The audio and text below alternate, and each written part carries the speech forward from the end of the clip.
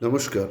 গতকাল দীর্ঘ ৩ দশকের পর, অর্থাৎ ৩০ বছর পর, বিজেপি পুনরায় দিল্লি দখল করল। দিল্লির বিধানসভা নির্বাচনে বিজেপি জয়লাভ করেছে বিপুলভাবে। মাঝে লোকসভা নির্বাচন এবং অন্যান্য কিছু লোকাল বডির নির্বাচনে জয়লাভ করলেও বারংবার বিধানসভা নির্বাচনে বিজেপি ব্যর্থ হয়েছে। কিন্তু বিজেপি কর্মীরা মনোবল হারায়নি। তারা প্রতি নির্বাচনের পর আরও শক্ত হয়েছে, আরও সংঘবদ্ধ হয়েছে এবং লড়াই করেছে, যার ফলস্বরূপ আজ ৩০ বছর পর বিজেপি ক্ষমতায় এসছে। আর এই আসতে দেরি হওয়ার কারণ হচ্ছে কেজরিওয়াল সরকার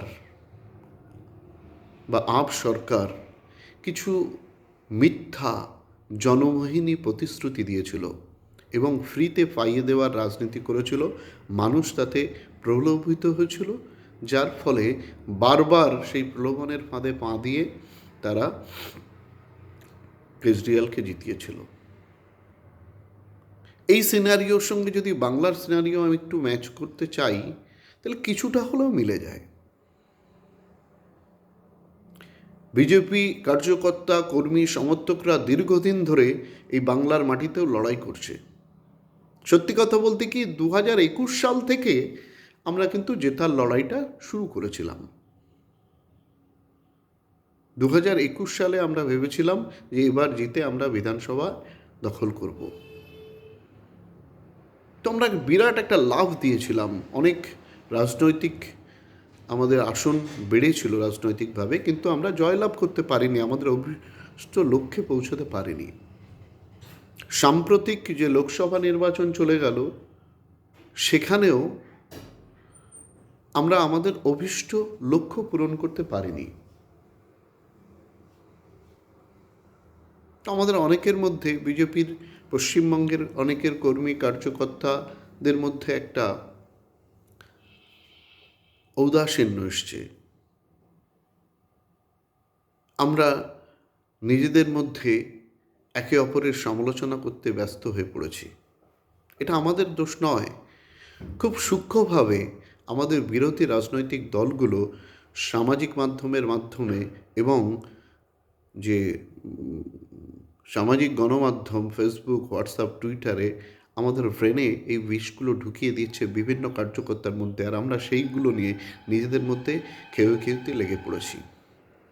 দিল্লির কার্যকর্তা, কর্মী, সমর্থকদের থেকে শিক্ষা নিয়ে আমরা যদি সর্বপ্রথম একে অপরের সমালোচনা বন্ধ করে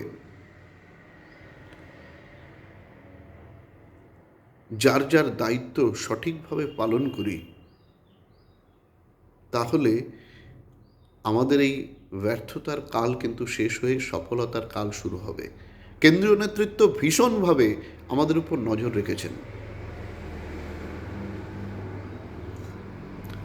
তাদের যে যাকে যেটুখানি দায়িত্ব দিল, সেই দায়িত্ব যদি পালন করি আমরা, আর যদি দায়িত্ব নাও পাই, তাহলে দলের প্রতি দায়বদ্ধতা, দেশের প্রতি দায়বদ্ধতা এবং সমাজের প্রতি দায়বদ্ধতার রেখে আমরা যদি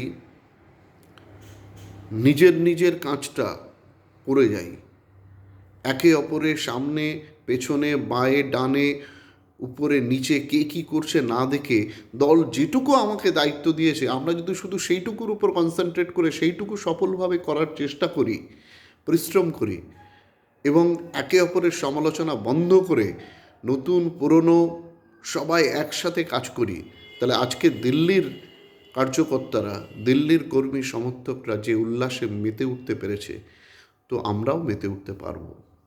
তখন কেউ আর আমাদেরকে ব্যঙ্গ করে বলবে না বেগানা শাদি মে আব্দুল্লাহ দেওয়ানা। তো আসুন, আমাদের সমস্ত ইগো, সমস্ত রকম ভেদাভেদ ভুলে কে কি করলো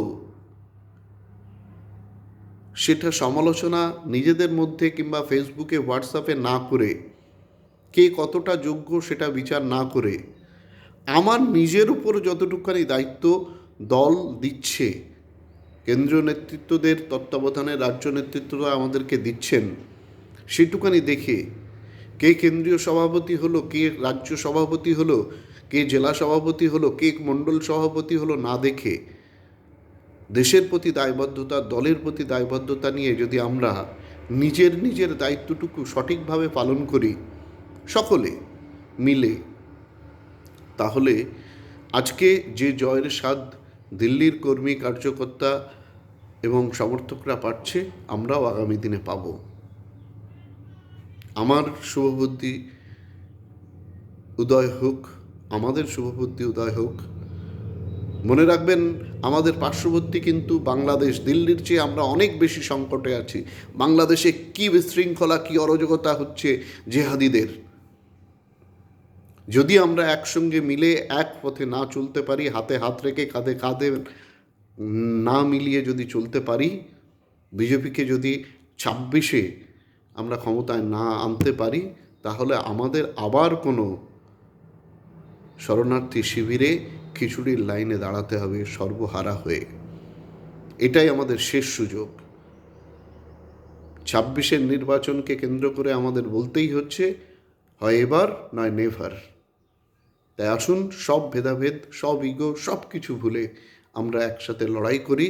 আজকে দিল্লি যেভাবে দীর্ঘদিন লড়াইয়ের পর ভারতীয় জনতা পার্টিকে ক্ষমতার অলিন্দে ফিরিয়ে এনেছে, আমরাও নিয়ে আসি। বন্দে মাতরম, ভারত মাতা কি জয়, বিজেপি জিন্দাবাদ। শ্যামাপ্রসাদ, প্রাতঃস্মরণীয় শ্যামাপ্রসাদজির মাটিতে, যিনি বিজেপির প্রাণপুরুষ, সেই মাটিতে বিজেপির ক্ষমতা প্রতিষ্ঠার সংকল্প নিয়ে আসুন সবাই কাজ করি। নমস্কার।